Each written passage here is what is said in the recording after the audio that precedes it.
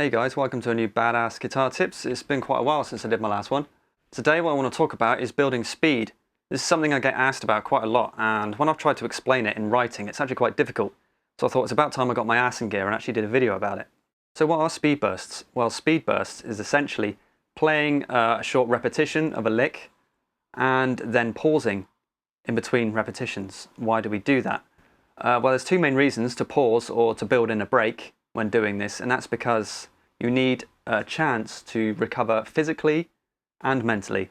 So physical recovery is like you're building up lactic acid, you're getting tired, and you can no longer maintain the pace. So you have a pause, giving you a chance to recuperate. Mentally, because you're working at a higher rate, your brain has to catch up as well. Because if you're doing something at a faster pace, your brain has to send the signals to your fingers to say, this is where we need to be, this is what we need to do next, and this is how fast we need to do it. So it's a lot going on, not just in your hands, but in your head too. So building in these breaks gives you chance to get it right. So you would play a rep or several reps, how many reps you think is suitable, and then have a break, and then go back to it. When doing this, it's up to you how many notes you play. You might take a shape and play 3 notes of it, and then you might want to work up to 6 notes. It's okay. As for the break, use the metronome as your guide. You can pause for as long as you want. You can keep it the same, or you'll see. I will just keep doing different things, and you can see how you can really just improvise in the moment according to how much effort you want to put in, how tired you're feeling, and things like that.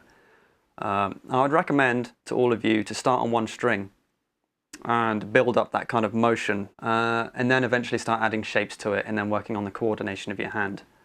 And if you're finding it hard to coordinate the two hands together, which a lot of people do, then break the lick down and literally work on the motions which you're having trouble with. And by doing it this way, you're giving yourself a chance to get it right by making sure you're doing good repetitions, pausing so you don't get flustered, and then gathering your thoughts and going at it again.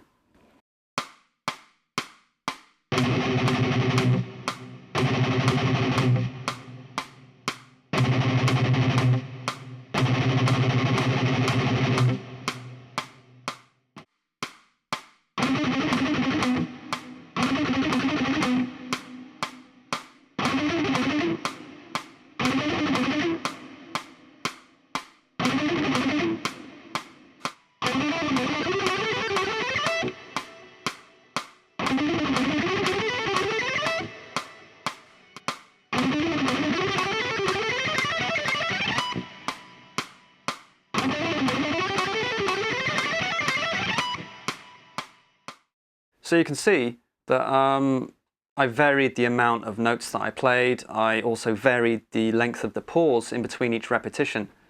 So if you're getting like tired and flustered and your brain can't keep up, take a longer pause. Give yourself longer to recuperate, or just put the speed lower. The whole idea behind this, why does it work, is because any athlete will tell you, or anybody involved in sports or anything, will tell you that in order to improve physically, you have to put yourself in a higher workload. You have to be in the zone. And the longer you spend in that zone, that's telling your body, right, we need to get better at this task. And it will then sort of do what it needs to do in order to build the necessary stamina and strength to keep up with what you're asking of it. And I think people get confused with playing the metronome and stuff like that, and they set it to like a sort of low, moderate tempo, and they'll go at it for like, I don't know, 3, 4, 5 minutes maybe, playing the same thing. Then they'll put it up one notch and then do the same thing again. And I think the metronome is very good for working on, I was going to say speed. What I mean to say is very good for working on timing and stamina, but it doesn't necessarily help you work on speed. You have to remember what metronomes were initially created for. They are instruments to help people work on their timing. That's what they're for originally. It's just we've kind of adopted it as a kind of speed building instrument. The thing is, a metronome won't give you speed. It can help you develop speed, but you have to know how to do that. So you can do this with or without a metronome.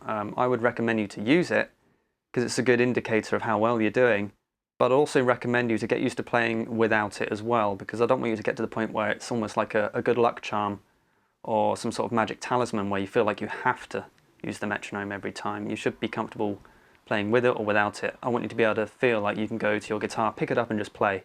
So if you've been doing this kind of approach where you've been playing a lick or several licks over a certain speed, feeling like you're not getting anywhere, no matter how many times you do this, it's probably because you're not spending enough time in that zone. I call it the zone, and what I mean is that area where you're playing beyond your current capability, but what you're doing is you're not going at it constantly, so you're completely running out of stamina and fluffing up because you can't keep track of where you're going, because that's what you're doing. When you try and play faster than you can currently handle, it's not just physically that you can't keep up, it's mentally you can't keep up as well.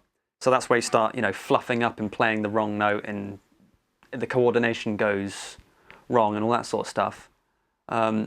So by doing speed bursts, what you're doing is you're actually getting to experience that feeling of working at a higher rate, but because you're only doing it in short bursts, you're not doing it to the point where you're screwing up, you're not running out of stamina, and you're not sort of practicing mistakes. This is a really useful technique for working on any problem areas in any of your licks that you're practicing on. If you've got a lick that crosses all 6 strings, then rather than practicing that whole lick all the way through and practicing mistakes in there, isolate the little problem areas and use this approach with it. Actually build it up from a comfortable speed to working on the problem area at a faster rate. So you're telling yourself, this is what we're going to be doing, this is where I want you to be. And then you can add an extra note each time as you get more comfortable with it. That's the great thing about this technique. You can start with 3 notes, something like that, and then add a note as you get more comfortable with this until you can play the lick through all the way. So that's everything I wanted to say, really. I hope everyone's good, everyone had a good Christmas and a good New Year. As we go into 2016, I hope you all have a good one. Last year was pretty cool for me. Put out 2 albums, which I'm pretty surprised by. I wasn't expecting to. Did Barbarian earlier in the year, and then later on in the year, the wonderfully titled One Step Closer to Satan. As always, interested to know where you guys come from, and maybe this time, sometimes I ask you what stuff you're into. This time, I'd be interested to know where you first saw my videos, which one you first saw, because it's always interesting to know. As I said at the start of this video, it's been ages since I've done a Badass Guitar Tips. It's good to be back. As always, really enjoy speaking with you guys, and I hope this one is useful to you. So as always, good luck with your guitar playing, and I'll see you guys next time.